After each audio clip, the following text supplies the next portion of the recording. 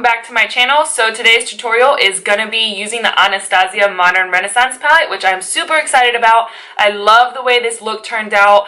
I'm honestly always super scared to do looks like this, like a really dramatic, like kind of monochromatic kind of look, but I love the way that this turned out. I'm like so obsessed with this palette right now. Which is funny because I didn't even think I wanted it or needed it at all. But these colors right here, like Red Ochre, Venetian Red, and Love Letter, I definitely didn't have and I didn't think I would use it. But after this look today, I'm obsessed. I love the way this turned out. All over the lid, I have Red Ochre and Realgar, I think is how you say it. I'm not sure if I said that right. Realgar? I don't know.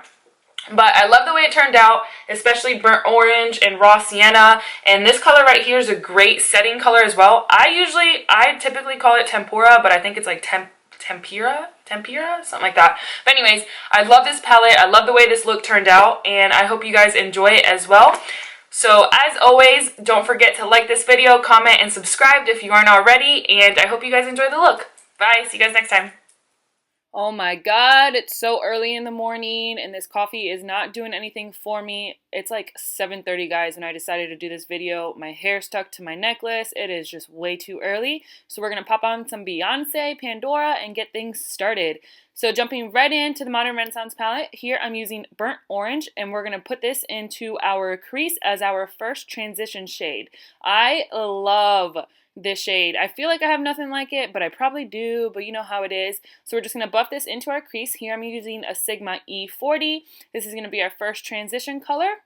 I am literally obsessed with this shade. It is such a gorgeous, versatile transition color. You can literally use this with any eye look. So now going in with Raw Sienna, which is similar to Burnt Orange, just a little bit more taupey versus like orangey.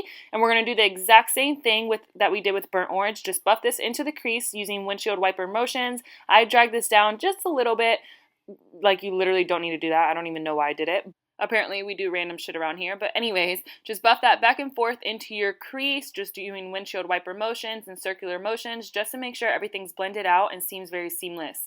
Then jumping right back into that Modern Renaissance palette and taking this gorgeous red, chocolatey, kind of pinky, I don't even know how to describe it. It's just a gorgeous red shade, and it's called Red Ochre. It is literally so pigmented. I literally swirled the brush into it like one time, and look how much color payoff it gave me. Here I'm using a Sigma shading brush, and I'm just going to pack that all over the lid and just carve out my lid shape. You basically just want to keep packing and moving upwards as you pack and then blending it out, but not going into the crease, because we're going to go in a little bit with a different brush and just blend out the excess of that color that's onto that upper lid towards the crease. I don't know if that made sense to you guys, but it makes sense to me. Then we're going to go in with the Morphe M433, which is like a tapered, smaller crease brush. And with no additional product or no product on it at all, even though it looks dirty, you're just going to buff out what you just did in that upper lid onto the lower crease, if that makes sense to you guys. You just basically want to blend it out so you have no harsh lines, and just keep buffing it out until everything seems very seamlessly. Then we're going to go back into that Modern Renaissance palette, and we're going to pick up this gorgeous, like deep, burnt, like hardcore orange shade, and we're going to pack that onto the outer lid. This shade right here is called Realgar, I don't really know the name, but you're going to use that same exact brush that we were just using to blend out that red ochre color, and you're going to pack that onto the outer lid. Basically, you're just intensifying the red and the orange in the eye and just giving it kind of a gradient effect. So you're going to pack that onto the outer lid and then blend that into the lower crease, but not taking it too far in, taking it about halfway into the crease. And then once we lose a little bit of the color, you're just going to blend it all the way in across the whole entire crease. I hope that makes sense to you guys. I swear this eye look is super easy and only takes a couple of steps. The longest part to this eye look really is just making sure that you're blending and buffing everything out, so it gives it kind of like an ombre effect as you go from the lid into that upper crease, if that makes sense. Now going in with the Morphe M441, which is like a bigger tapered blending brush and it's fluffier, you're just going to buff out everything that you just did just to make everything blend out and have no harsh lines. But you want to make sure that you don't go too far up into the crease, because we're going to go back in right now with that same E40 from Sigma and that burnt orange, and just go back into that upper crease and just buff everything out again, kind of repeating the same steps over and over, just because we do so much blending and buffing that you kind of lose the intensity of the colors as you go. So you're kind of just building everything back up again and just making everything seem very seamless. I know I use that word all the time, but that's literally exactly what we're doing. So then going back into that Sigma shading brush and taking red ochre again, and we're just going to intensify that inner lid again, since we lost that color, a little bit of the color, as we were doing all the blending. If that makes sense, I really hope that it does. I really try to make it make sense. But anyways, going back into that Modern Renaissance palette, I think this shade is called Tempura. I don't know. I don't even know why they just named it Tempura. They should have just named it Tempura. But anyways, we're using a Morphe M167, and we're just going to go underneath that brow bone and just highlight it and blend it down a little bit, just to make everything seem very blended out up there as well and not so harsh. So then we're going to go back into the other eye and using red ochre and doing the exact same thing we did with the first eye, just packing it all over the lid and carving out that lid shape. The key to eyeshadow typically is just blending everything out, guys. It's all about your brushes, what kind of brushes you use, and just blending out until everything seems perfect and nothing seems so harsh.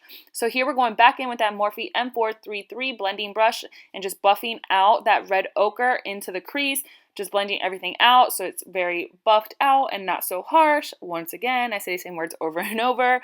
Then we're going to go back in with that Real Gar and just do the exact same steps, packing it onto the outer lid and buffing it into the lower crease. Then we're going to go back in with that Morphe M441 and just buff everything out, just to make sure we don't have any harsh lines. I don't know why I like the way that this eye looked better on camera than the other one. I don't know what it is. It's always either one eyebrow or one eye. One always ends up looking better than the other one, and they're like never exactly the same. I don't know if it's just me or if it's everybody too that feels that way, but we're going to go back in with that E40, just buff everything out with burnt orange once again, then going back in with Tempera and highlighting that underneath the brow bone and blending it downwards, just so everything seems very blended out and such a gradient effect. Moving on to the face. Here we're going in with Smashbox Primer Water. As you can tell, I already lined my lids and added falsies. Here I went in with Social Eye Minx 2.0, and we're just letting them dry, so we're going to go on to the face. Here I'm using Maybelline's Baby Skin Pore Minimizer, and I swear it's not a gimmick, guys. It really does work. Now going back in with Becca Under Eye Corrector. I'm using this inside my inner eyes to kind of mask that like carved out halo like underneath the eye where it looks sunken in. Does that make sense? And so we're going to mask that, so you want to keep that towards the inner of your eye and just blend out the edges and then just tap on top of the product just to blend it into the skin. I hope that makes sense. Then we're going to go in with our Too Faced Born This Way foundation. I love this foundation. It's so lightweight, but like medium coverage at the same time, but I swear like you don't feel it on your face. It's so amazing.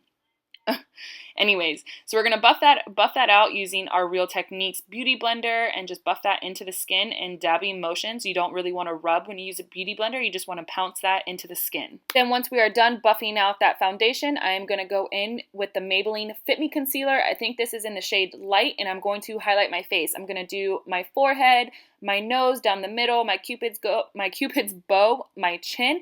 And when I do the concealer, I kind of got this technique from Desi just to see how it works. I'm not going to put it directly underneath my eye. I'm going to go a little bit below, and then as I'm blending, I'm going to blend upwards so I can keep the least amount of concealer underneath my eye. I saw her do this in one of her videos, and I wanted to test it out, and let me tell you, it really does work. It keeps the creasing to a minimum, especially when you set it, and I really like this technique, so I think I'm going to continue to use it. Sorry, my nose is like so runny. The allergies that are going on with me right now are so intense. I swear I sneezed like 10 times in a row. Thankfully, while I was doing my makeup, I didn't sneeze at all, but my nose definitely was runny. I feel like that always happens when I do my makeup. But anyways, so as you can see, I just blended it out downwards and then I brought it upwards with the least amount of product. Now going in with Kat Von D Shade and Light Eye Palette or Contour Palette, I'm using the peach shade and the banana shade, and I'm setting everywhere where I highlighted with those colors. I definitely have not been into the baking method lately. I like keeping it lightweight underneath my eye. So I'm just going to dab out any fine lines that this concealer set in. And then I'm going to set that using the Kat Von D colors. And I don't remember the colors, but I know it's a peach and the banana color. So when you're setting underneath your eye, you definitely want to bounce it onto the skin. You definitely don't want to rub it because that's when you're going to get those little dots underneath your eye, or you're going to move the concealer and it's going to look extremely cakey under there. So you want to bounce it onto the skin, and then once it is set under there, then you can rub all the excess powder off from underneath your eye. That's a major key, guys. Don't forget that. Always bounce onto your skin, never rub underneath your eyes. Then we're going in with the RCMA No Color Powder, and I'm using a dual stippling brush from Sigma, and I'm just going to set the rest of my face with it. I love this powder. It's so lightweight. You literally don't feel like you have anything on your face, and it makes your skin seem very smooth and seamless. Then going in with these two shades from the Kat Von D palette, it's more of the cool tone and the warm tone mixed together, and I'm going to contour using the e.l.f. powder brush. I'm going to do my cheekbones along my forehead line and underneath my jawline per usual. You guys have seen me do this a lot already. Then I'm going to go back in with a Morphe M527 brush. And I'm going to go into that middle shade from the Kat Von D palette, which is a warmer color. And I'm going to bronze up my skin with that just a little bit, just to blend out that contour. So I'm going to bronze up my cheeks, my forehead, everywhere where I contoured is where you want to bronze. I love this brush so much for bronzing. It's so fluffy and so big, and it blends out everything very like seamless, and nothing seems harsh, and it just gives your skin such a bronzy effect with the powder. Now going into the Morphe blush palette, and I'm going to keep this look very monochromatic. I'm going in with this like cranberry plum shade, and I'm using a Morphe E4 brush for my blush. Oh my god, tongue twister. And I'm just going to buff that onto the apples of my cheeks and blend it backwards towards my hairline. Now going in with the Anastasia Glow Kit, I haven't been into an intense highlight, so I'm going to go more natural using this golden bronze and dripping in gold. And I'm going to highlight the apples of my cheeks and then blend it backwards to the top of my cheekbones using a Morphe M510 brush. I love these two colors mixed together. It gives it such a natural highlight versus an intense in-your-face kind of highlight. I just haven't been into it lately, I guess because it's so hot outside. I don't know. I have no excuse, really. I just like the more natural highlight. But I'm taking this intenser highlight just for the tip of my nose and down the bridge of my nose and my Cupid's bow, and that's it. But I'm not going to put too much, so it does keep it a little bit more natural. And then just because we're wearing an off-shoulder shirt, I am just going to highlight using that golden bronze on my shoulders and my collarbones. I'm just going to highlight that just a little bit, so when I'm outside in the sun, it gives it that natural little highlighted glow kind of look.